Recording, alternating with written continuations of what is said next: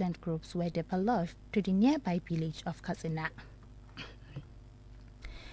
The federal government has reiterated its commitment to providing a safe learning environment under the Safe School Initiative. The Minister of State for Finance, Doris Ozuka-Anit, stated this during the 2025 World Student Day celebration organized by the Office of the Presidential Advisor on Education Student Matters in Abuja. A statement from the advisor's office got the minister saying the government will continue to support education through payment of teachers' salaries, school feeding, and initiatives like Safe School Initiative. In his address, the Presidential Advisor on Student Affairs, Sunday Ashifum, described education as a nation-building strategy. Several outstanding students were awarded scholarship, laptops, and other welfare items, while others received 100,000 naira each to encourage academic excellence. Ashifum said the initiatives aligned with President Bola Tinubu's vision to improve student welfare and education. The federal government has reaffirmed its commitment to intensifying the fight against terrorism and crime across the country following recent attacks. The Minister of Information and National Orientation, Muhammad Idris, told journalists in Abuja that President Tinubu has elevated national security to highest priority to protect lives and property. He conveyed the president's condolences to families affected by recent incidents, including the killing of a senior military officer, adoption of Kebbi State, and the attack on his church in Irukukara State. He said the president cancelled his planned trip to the G20 summit in South Africa and other international engagement to focus on domestic security issues. He also directed the development of more military and police personnel to Iruku and Ikiti-Kwara border areas. The minister added that security agencies have been given special instructions to rescue the Kebbi student and dismantle terrorist network nationwide. The Nigerian Air Force has destroyed a terrorist hideout in Ara, deep inside the Sambisa forest in Borno State. The airstrike followed orders from the Chief of Air Staff to eliminate terrorism threat after insurgents ambushed troops in Borno. A statement by Air Commander Ehime said the attack came in response to October 17th ambush that killed a brigadier commander soldier and a members of the civilian. He said the strike was carried out after intelligence confirmed movement in Kashmir. The Kwara state government has shut down public schools in 4 local government areas due to increasing bandit attacks. A statement from the State Universal Basic Education Board said the closure aimed to protect students and teachers, which teachers will deploy to safer areas. The government said the measure is temporary until security improves. Residents of Babala, Babasango, and Okeode have complained that bandits use nearby forests as hideouts. The state government renewed its call for a permanent military base in the area to flush out bandits occupying the forest. Lawmakers from the region supported the call and urged the federal government to act swiftly. Reports indicated that President Tinubu has ordered the military to clear the bandit camps in Kwara Forest and deployed more troops and economic.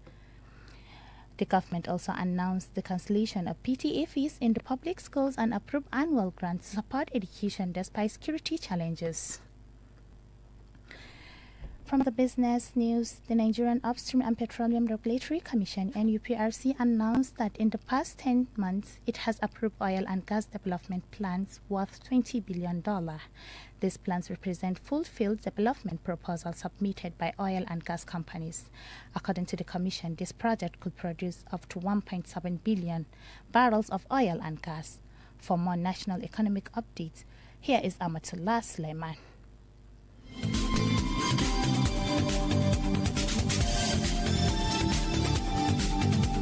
The federal government has announced that it expects to earn over 1.5 trillion naira in revenue from exporting electricity to West African countries as efforts continue to harmonize Nigeria's power system with that of the region. The Minister of Electricity stated that the government plans to export 600 megawatts to 15 West African countries, adding that this will not affect domestic electricity supply. He said this move will boost the economies of West African nations.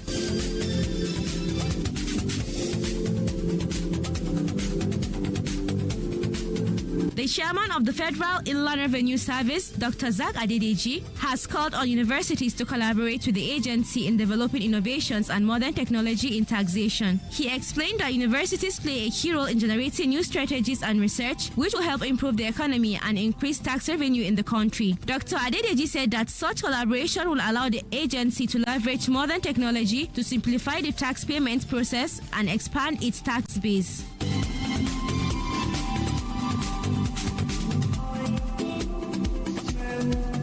Dangote Refinery has denied reports suggesting that the federal government's removal of 15% import duty on petroleum was due to falling fuel prices in the market.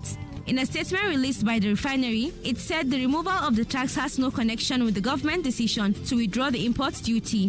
The refinery explained that the observed drop in fuel prices is a result of its own reduction in price from 877 naira to 828 naira per litre effective from November 6th.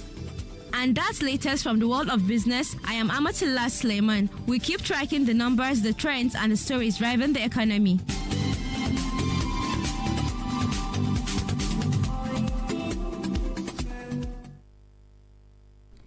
You are listening to Rahma Comprehensive News, live from the news and current affairs of Rahma Radio 97.3 FM. The news will continue after the break. Stay with us.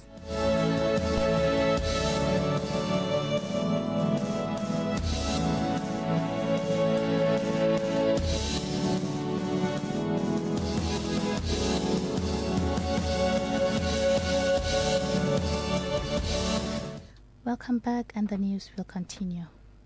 The Nigerian Civil Aviation Authority (NCAA) has fined Qatar Airways 5 million naira for violating passengers' rights. A statement by Michael Achimuku, Director of Consumer Protection at the NCAA, said repeated complaints of passenger mistreatment lead to the fine and could lead to further sanctions if the airline fails to improve. Achimugu said the NCAA is committed to protecting the rights of all stakeholders in the aviation sector.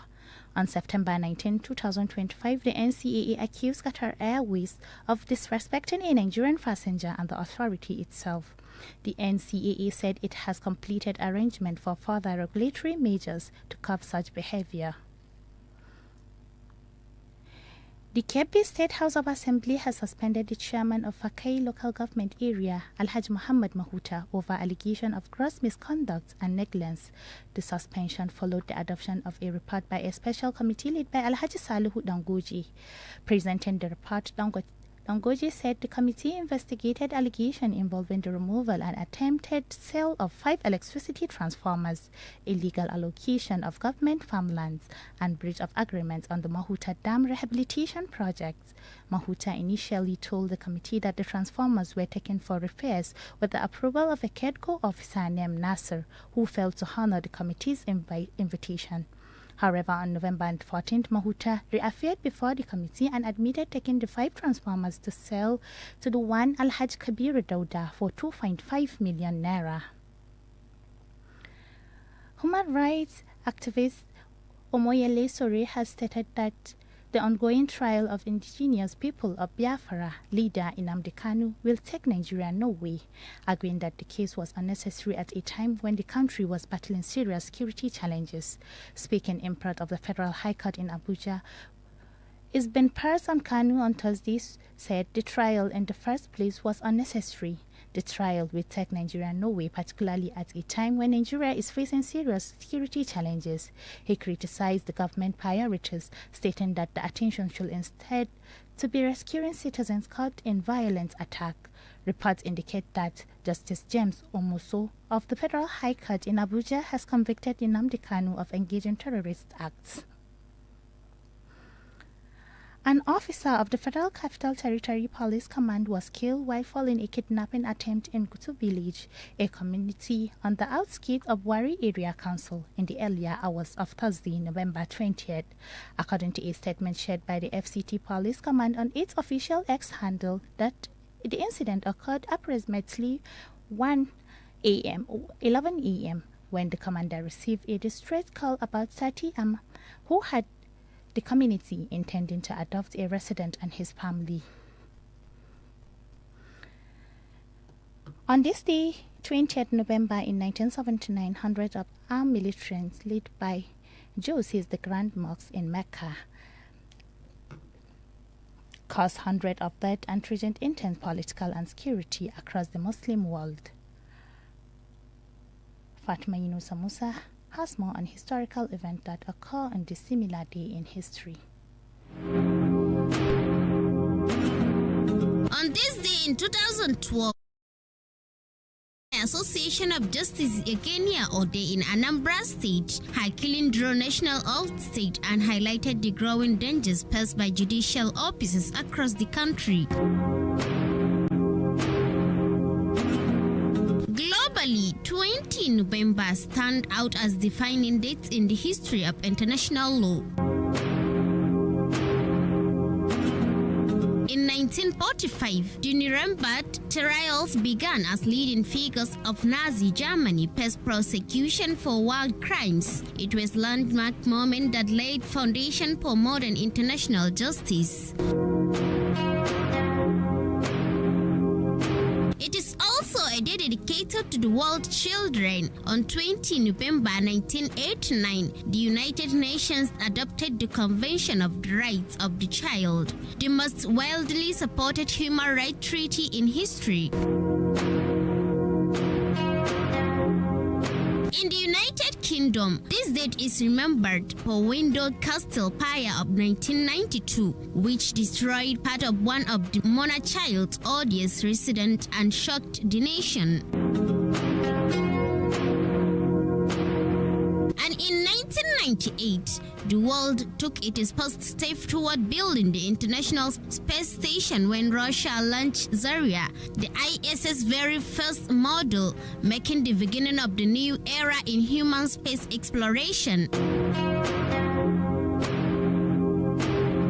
I am Fatma Yunusa Musa, bringing you history pivotal moment today and every day on Rahma Comprehensive News.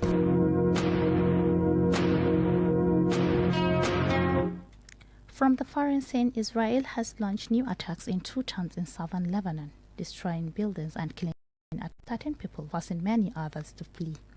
Among the attacks within 24 hours was strike on a Palestinian refugees camp in Lebanon, where 13 people were killed. Another attack claimed 1 life and injured many others. Hezbollah condemned the strike, a long ceasefire agreement that has held Israel attacks. Nearly 70 people are missing after a boat capsized in a river in Kasai, Central Democratic Republic of Congo, according to media reports. The boat was traveling to the capital from Bena, over 800 kilometers away, when it capsized on Monday in the Sankuru River following a storm, according to UN radio. Authorities highlighted the difficulty facing rescue teams and urged families to contact local officials for victim identifications. Water transport is widely used in the Democratic of Congo because most of the country's roads remain impassable. UN Secretary General Antonio Guterres has urged Sahel countries to set aside their differences and unite against escalating armed attacks in the region. Addressing the UN Security Council via video link, he said it is time for coordinated action against growing attacks on military convoys, soldiers and civilians. He noted that the violence has worsening humanitarian conditions, compounded by fuel shortages, market disruptions and reduced delivery of life-saving aid, including UN operators. Before we end the news, here is the weather forecast report.